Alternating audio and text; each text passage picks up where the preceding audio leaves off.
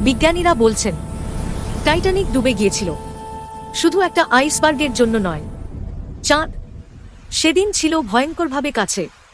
1912 সালের জানুয়ারি, চাঁদের তীব্র টানে সমুদ্রের জোয়ার উঠেছিল স্বাভাবিকের চেয়েও অনেক বেশি। এরকম অজানা ইতিহাস জানতে এই মুহূর্তে সাবস্ক্রাইব করুন পৃথিবীর পাঠশালা।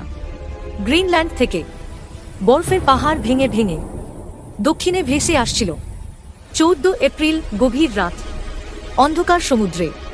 সামনে ছিল মৃত্যুর দেয়াল, একটা ধাক্কা, আর ইতিহাসের সবচেয়ে অভিজাত জাহাজ তলিয়ে গেল সমুদ্রে। কিন্তু মনে রাখবেন, চাঁদ শুধু ইঙ্গিত দিয়েছিল। ভুল সিদ্ধান্তই টাইটানিকের শেষ লিখে দেয়।